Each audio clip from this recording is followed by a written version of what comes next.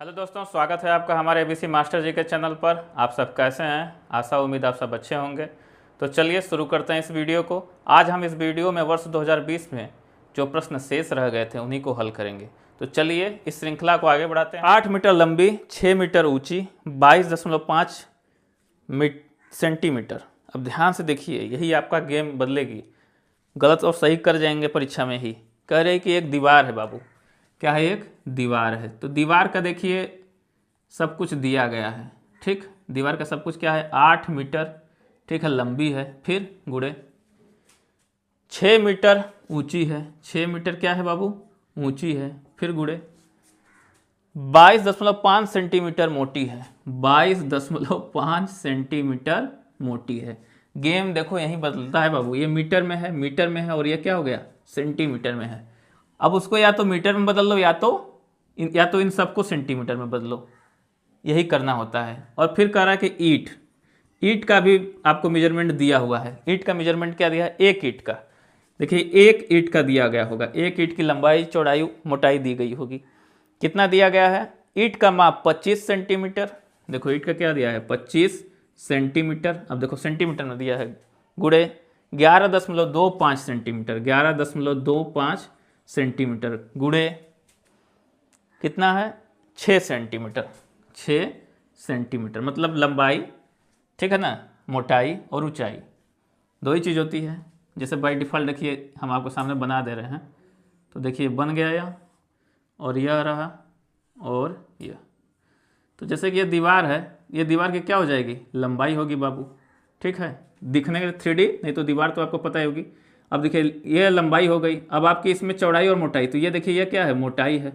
ठीक है ना, यह क्या है बाबू? मोटाई है। दीवार एक मोटा, जैसे आपके घर में काम वाम लगता होगा तो देखें दीवार इतनी मोटी रहती है, 9 सेंटीमीटर। ठीक है, यदि 2 ईंट लगा देंगे 15 सेंटीमीटर वाली, तो जब आपके घर में बनती है तो 1 ईंट वाली बनती है, 2 ईंट वाली मिलती है। 1 ईंट का बनता है आपके घर में दीवार, तो देखेंगे कि इतना पतला होगा। 2 ईंट का बनेगा तो इतना हो जाएगा मोटा। और फिर लंबाई क्या होगी? लंबाई मतलब यहाँ से इस तरह सीधे लेकर जाती है, सीधा गई तो लंबा हो गई। ठीक है, तो और देखिए ऊंचाई नीचे ज़मीन से लेकर ऊपर आती तो उसे ऊंचाई कहते हैं। तो बाबू क्या हो जाएगी? यह दीवार की क्या होगी? ऊंचाई हो जाएगी। क्या होगी? ऊंचाई। तो ऐसे यह लंबाई हो गई।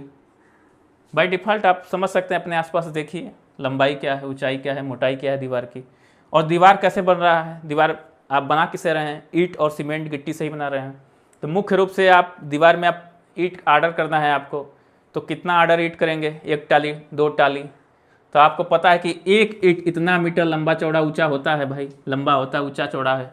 और आपको दीवार, यदि आपको टोटल एरिया उसका पूरा पता है कि दीवार का पूरा वॉल्यूम कितना है, मतलब लंबाई गुड़े चौड़ाई जो गुड़े ऊंचाई है, यदि आपको पता है तो इसके वॉल्यूम में और इसके वॉल्यूम का जैसे ही भाग देंगे वो क्या होगी? ईंटों की संख्या निकल जाएगी। और ऐसी सवाल हमेशा पूछता है। इससे पहले भी हमने पीवाईक्यू सीरीज में बताया था कि बस वॉल्यूम में ही क्या करेंगे? एक ईंट के वॉल्यूम का जैसा ही क्या करते हैं हम? भाग देते हैं, ईंटों की संख्या निकल जाती है। और इस सवाल में शायद ईंटों की संख्या ही पूछ रहा होगा। देखिए क्या पूछा है, जबकि एक ईंट, हाँ पूछ रहा है कि मोटी दीवार बनाने में कितनी ईंटें चाहिए। देखिए ईंटों की संख्या ही पूछ रहा है। तो अब जब भी ईंटों की संख्या पूछे तो आपको क्या करना है? आपको करना यही है कि जो दीवार रहे, ठीक है, उसके टोटल, जो उसका टोटल वॉल्यूम है वह, और जो आपका एक ईंट का वॉल्यूम है उसमें क्या करते हैं? भाग दे देते हैं। ध्यान बस देना होता है यूनिट का। अब देखो ये मीटर में, ये मीटर में, और ये सब सेंटीमीटर, तो इसे भी सब सेंटीमीटर में बदलो। और आपको पता है कि 1 मीटर बराबर 100 सेंटीमीटर। तो 8 मीटर बराबर 800 सेंटीमीटर गुड़े 600 सेंटीमीटर। ये भी तो सेंटीमीटर में हो गया, ये भी सेंटीमीटर में हो गया गुड़े, और ये तो बाय डिफ़ॉल्ट है ही है सेंटीमीटर में। इतना नहीं करेंगे तो आपकी ईंटों की संख्या क्या हो जाएगी? गड़बड़ हो जाएगी। अब देखिए, अब यहाँ पे लिखिए जो दीवार वाला है, दीवार का आयतन, ठीक है ना, 800 गुड़े 600 गुड़े 22.5। जानने के लिए जान लीजिए, अपने नोट्स में लिख लीजिए दीवार का आयतन बटे के एक ईंट का आयतन। परीक्षा में कुछ नहीं लिखना है, सीधे सीधे लगाना है सवाल को। ठीक है, सबको आपको पता होना चाहिए कि यही चीज़ होता है। 25 गुड़े 11.25 गुड़े 6। अब सेंटीमीटर लिखने की ज़रूरत नहीं है क्योंकि वो बाय डिफ़ॉल्ट कट ही जाएगा सेंटीमीटर सेंटीमीटर। जब सब एक यूनिट में हो गया तो कटना ही कटना है। देखिए कैसे करेंगे हम इसमें भाग। अब देखिए 6 से काटिए 600 को कितना आ जाएगा? 100 हो जाएगा। 25 से काटिए 100 को, 25 चौके 100 हो जाएगा। देखिए कुछ कुछ दिख रहा है, 11 दूना 22 और ये देखिए चवन्नी है, चवन्नी को दूना करेंगे तो 58 मिल गया। चवन्नी 25 पैसा, 58 50 पैसा। अगर इतना ध्यान है तो ठीक है, नहीं तो गुणा करते रह जाएंगे। चवन्नी 58 भी जानिए, तो चवन्नी से देखिए तो इसका मतलब 2 का गुणा करेंगे तो यह क्या हो जाएगा, कट जाएगा। मतलब देखिए 2 5 6 10, 2 दूनी 4 1 5, 2 1 कम 2, 2 1 कम 2, मतलब काटने पर 2 बढ़ जाएगा। तो थोड़ा चवन्नी 58 समझिए, काम कर लाएंगे। देखिए अब नीचे कुछ बचा है बाबू, नीचे कुछ नहीं बचा है। 4 दूना 8 8 64 और डबल शून्य लगा दा, हो गया भाई 6400। तो देखो कितना ऑप्शन में आया है बाबू, 6400, ऑप्शन नंबर 3। तो भाई आपका निकल गया। तो इस तरह से ये भी हो गया। ठीक है, आशा करते हैं आपको चीज़ें समझ में आई होंगी। कह रही है कि 640 का अभाज्य गुणनखंड है।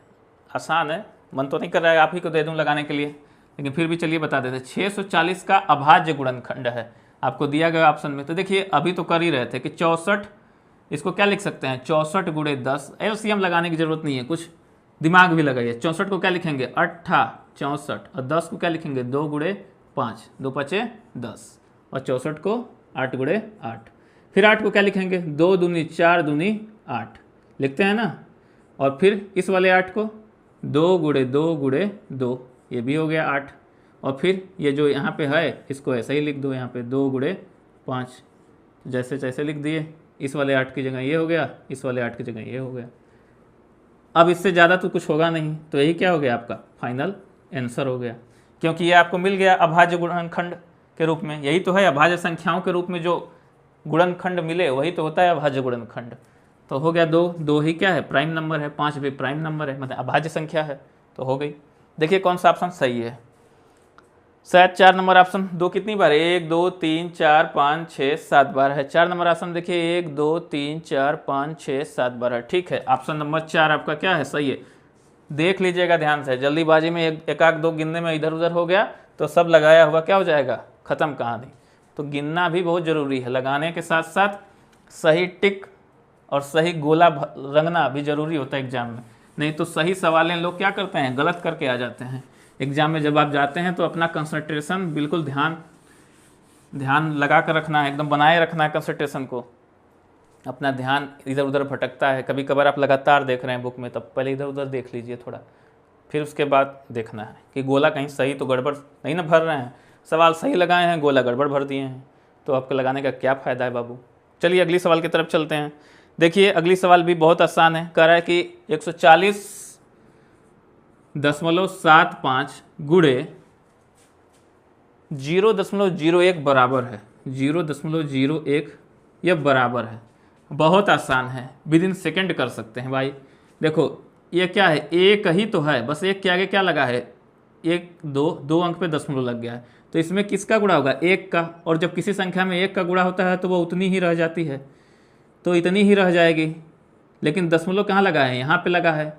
अब ये दशमलव क्या करेगा, इसे 2 अंक और इधर लेकर आएगा, क्योंकि इसमें क्या है, इस संख्या को देखिए 2 अंक दशमलव इधर लगी हुई है, तो मतलब ये दशमलव जो है वो उड़कर इधर आ जाएगा, 2 अंक डाक के यहाँ पे आएगा। तो इस वाले दशमलव को कहाँ पे लगा देंगे हम, यहाँ पे लगा देंगे। तो आइए लगा दिया जाए, यहाँ पे लगा दिया गया, और इसी के साथ यह क्या हो गई, सॉल्व हो गई।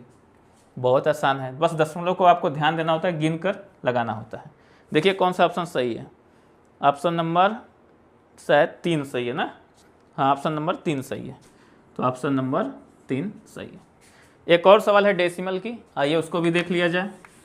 ठीक है, यदि ये आप लगा लेते हैं तो उसको भी आप खुद ही लगाइएगा, लिख देता हूँ। देखिए 49.6 थोड़ा सा ट्रिकी है, क्योंकि कैलकुलेटेड, मतलब आपको लगेगा कि ये तो थोड़ा सा कॉम्प्लिकेटेड हो रहा है, क्योंकि इतना ज़्यादा कैलकुलेशन कौन करेगा परीक्षा में, कम समय होता है। तो लेकिन देखिए बहुत कम समय में भी आप इसको कर सकते हैं बाबू।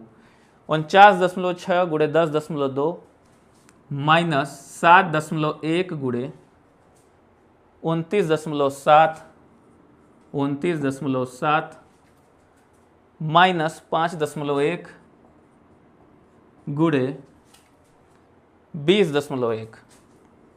अब देख कर तो लग रहा है कि परीक्षा में ही पूरा समय खा जाएगा, तो हाँ इसको सबसे अंतिम में ही लगाइएगा। यदि आपको लग रहा है कि कुछ सवाल यदि ज़्यादा कैलकुलेटेड हैं तो उसके चक्कर में पहले ही मत पड़ जाइएगा, नहीं हम इसी को सॉल्व कर कर ही रहेंगे।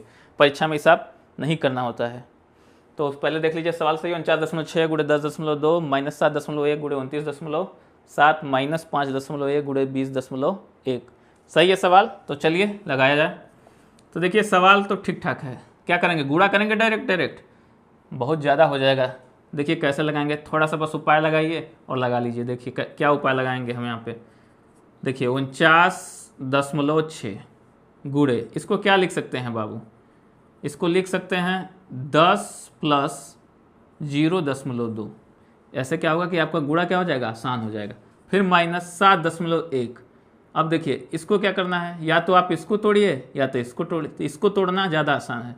तो देखिए 7 प्लस 0.1 और यह रह दीजिए 29.7 माइनस, इन दोनों में किसी को भी आप लिख सकते हैं, आसानी है। 5.1 गुणे कोष्ठ में 20 प्लस 0.1। ठीक है, कहने का मतलब देखिए कि गुणा तो अब क्या करेंगे, अब इसका गुणा इसमें भी होगा, इसका गुणा इसमें भी होगा। इसे कहते हैं डिस्ट्रीब्यूशन लॉ, मतलब इसे डिस्ट्रीब्यूट करना है। यदि आपको चीज़ों को तोड़ कर लिखना सीख जाते हैं तब तो चीज़ें आसान हो जाएंगी। देखिए 49.6 का 10 में गुणा कर दीजिए, क्योंकि इसका गुणा इसमें भी होगा और प्लस लगाकर इसमें भी गुणा होगा। तो 10 का गुणा जैसे करेंगे तो क्या हो जाएगा, 10 दशमलव क्या होगा, इधर भागेगा, 496 हो गया। प्लस अब देखिए 0.2 है, 2 का गुणा कर दीजिए, 2 छक्के 12। ठीक है, 2 छक्के 12, 2 नवा 18, 1 19 के 9 हंसी आई 1, 2 चौके 8 1 9। ठीक, और फिर देखिए 1 और 2 मतलब 2 अंक पे दशमलव लग गया, तो ये ऐसे लिखा जाएगा यह। अब देखिए 29.7 का गुणा इसमें भी होगा, 7 में भी होगा और इसमें भी होगा। फर्क बस ये माइनस में है। अब ध्यान देना है, माइनस में है मतलब क्या करेगा, इसको भी माइनस करेगा और इसको भी माइनस करेगा। माइनस का गुणा जब प्लस में होता है तो माइनस हो जाता है। अब ये चीज़ आपको आनी चाहिए। ठीक है, कि माइनस का गुणा यदि प्लस में हो तो क्या हो जाता है, माइनस हो जाता है। ठीक, और माइनस का गुणा माइनस में हो बाबू तो क्या हो जाता है, प्लस हो जाता है। ठीक है, प्लस का गुणा प्लस में हो रहा है, आपको पता भी नहीं चल रहा होगा भाई, प्लस का प्लस में गुणा होगा तो प्लस ही आएगा, और प्लस का गुणा माइनस में होगा तो माइनस आएगा, माइनस का गुणा माइनस में होगा तो प्लस आता है। क्यों, देखो माइनस और माइनस भिड़ेंगे तो क्या हो जाएंगे, प्लस में बदल जाएंगे, और प्लस माइनस में तो माइनस में हो जाता है। मतलब अलग अलग रहेंगे, अलग अलग होंगे तो माइनस, और एक जैसे होंगे तो प्लस, तो ऐसा होता है। तो चलिए, अब यह चीज़ आपने नया चीज़ सीखा हो तो अच्छी बात है। आ रहा था पहले से तब तो बड़ी आसानी से कर लेंगे। देखिए 29.7 में आप 7 का गुणा कर दीजिए, 7 7 49, 7 9 63, 63 4 67, और 7 में 14, 14 6 20। कितने अंक पे लगेगा, 1 अंक पे दशमलव लगा दिया आपने। फिर माइनस, क्यों, क्योंकि अब देखिए यह माइनस का गुणा प्लस में हो रहा है, चिन्हों का भी गुणा होता है बाबू। अब देखिए 0.1 का इसमें गुणा करेंगे तो यही चीज़ें आएंगी, 297 ही आएंगी। बस 0.1 अंक पे था, 0.1 अंक पे इसमें था, दोनों मिलकर 2 अंक पे दशमलव लग जाएगा।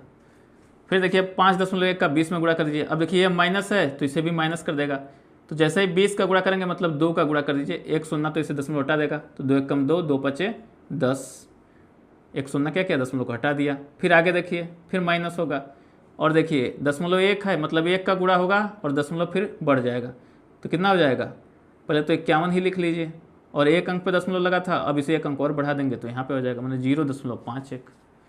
तो ये चीज़ें रहीं बाबू। अब देखिए जो प्लस में है उसको जोड़ेंगे, और जो माइनस में है इनको भी आपस में जोड़ेंगे, ये भी खास बात होती है।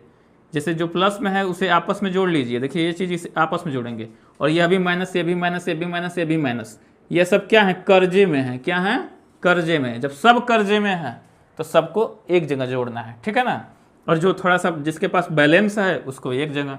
अब यही लोग तो इन लोगों को डोमिनेट करेंगे भाई, इन लोग को, मतलब अब ये लोग क्या है, प्लस में है तो इन लोग को माइनस में करेंगे ना, तो इन लोग को मैनेज करेंगे। देखिए अब इन सबको एक साथ जोड़ना है और इसको भी एक साथ जोड़ना है, क्योंकि ये प्लस में है, ये दोनों प्लस में, इसके आगे प्लस लगा, इसके आगे नहीं लगा, तो ये मतलब ये भी प्लस में है। अब इसको जोड़ लीजिए, 496 में 9 जोड़ दीजिए, 9 10, देखिए 0.92 ऐसे ही रहेगा। अब देखिए 0.92 आपका, क्योंकि इसके आगे दशमलव है नहीं, 0.00 होगा भाई, और दशमलव जब 00 होगा, 0.00 होगा तो क्या हो जाएगा, 9 2 उसमें ऐड होगा तो इतना ही रह जाएगा। फिर 9 जोड़िए, 9 6 15 के 5 आए, हंसी आ 1, तो देखिए 9 1 10 0 1 कितना हो गया, 505 हो गया। जैसे ही जोड़ेंगे फिर माइनस, इन सबको जोड़ दीजिए। अब थोड़ा सा डिफ़िकल्ट लग रहा है, घबराना नहीं है। देखिए 207.9 2.97, आप क्या करना है, हमको इनको जोड़ना। अब इसके आगे 0 बढ़ा लीजिए, ये भी डबल डिजिट, इसको आपस में कर लिया जाएगा। इनको आपस में जोड़ो पहले, तो देखियो 7, तो इधर 7 लिखो, 0, 9 9 18 के 88 आई 1, ठीक है। 7 2, अब देखिए इसको जोड़ो, 7 2 9 और हासिल 1 10, ठीक, हासिल 1 10 हो जाएगा। और फिर इधर कुछ है नहीं तो मतलब वही 1 आएगा और फिर 2 लिखा जाएगा और दशमलव लग जाएगा। फिर माइनस ये वाला, अब इन दोनों को आपस में जोड़ लो। अब देखो ये तो कुछ नहीं है, 102.51 हो गया। अब फिर अब इन दोनों को जोड़ लो। थोड़ा सा मैंने बताया था कि ये क्या है सवाल, थोड़ी सी मुश्किल है पर इतनी भी डिफ़िकल्ट नहीं है, क्योंकि हार मान जाएंगे तो कैसे करेंगे। माइनस, अब देखिए 210.87 और इनको आपस में जोड़ना है हमें, तो जोड़ लो। 7 1 8, फिर 8 5 13, 8 5 13 के 3 हासिल 1, फिर दशमलव लगा लो, यहाँ पर दशमलव है 2 अंक पे। फिर देखो 2 और हासिल 1 3 हो जाएगा, फिर 0 1 1 हो जाएगा, 1 2 3 हो जाएगा, तो 313.38। अब घटा दो आराम से, अब तो घटा सकते हो। देखो 12 में से 8 गया 4, ठीक, और यहाँ पे कितना बचा 8, 8 में से 3 गया 5, और फिर 5 में से 3 गया 2, दशमलव लग गया यहाँ पे, 2 अंक पे लगा ही है, ठीक। फिर 0 में से 1 गया 9, ठीक, और यहाँ पे 4 में से 3 गया 1, तो 192.54। तो ये आपका फाइनल आंसर है। क्या किसी ऑप्शन में मिल रहा है बाबू? यदि नहीं मिल रहा है तो देखिए नियरेस्ट वैल्यू क्या है, क्योंकि कहा है कि निम्न व्यंजक का निकटतम परिणाम पूर्ण संख्या में है। तो देखिए इसकी वैल्यू पूर्ण संख्या में क्या होगी, 192 हो जाएगी या 193। देखो क्या दिया है आसपास, क्या दिया 390, 209, 290, 190। अब भाई सबसे नियरेस्ट वैल्यू न 390 है, न 209 है, न 290 है। सबसे नियरेस्ट वैल्यू जो एग्जाम के हिसाब से क्या दिया है, 4 नंबर 190। अब जरूरी नहीं है कि उत्तर वही आए, जब नियरेस्ट पूछ दिया तो हमें नियरेस्ट ऑप्शन चुनना होता है बाबू। तो इस तरह से आप 4 नंबर ऑप्शन को टिक कर देंगे। तो आशा करते हैं आपको ये सीरीज समझ में आई होगी। घबराना नहीं है, परीक्षा में इसको लगाएं तो पता चला कि मैच नहीं कर रहा है, सब ऑप्शन गलत है, लेकिन निकटतम वैल्यू कहा है। तो ऑप्शन नंबर 4 क्या है, 192 के नियरेस्ट है 190, तो आप उसको टिक कर लीजिए। बहुत ज़्यादा घबराना नहीं है कि हमारा गलत हो गया है, तो घबरा जाएंगे। यदि समय है तो आप एक बार चेक करिए, नहीं समय है तो छोड़ दीजिए, टिक मार दीजिए। छोड़ने का मतलब ये रह गया कि जो आ गया उसी को टिक मारिए नियरेस्ट वैल्यू की, यदि खुद पे कॉन्फिडेंस नहीं, हमने सब कुछ सही किया है तो चलिए मिलेंगे हम अगले वीडियो में और अगले वर्ष में आए हुए प्रश्नों के साथ। तब तक के लिए धन्यवाद, खूब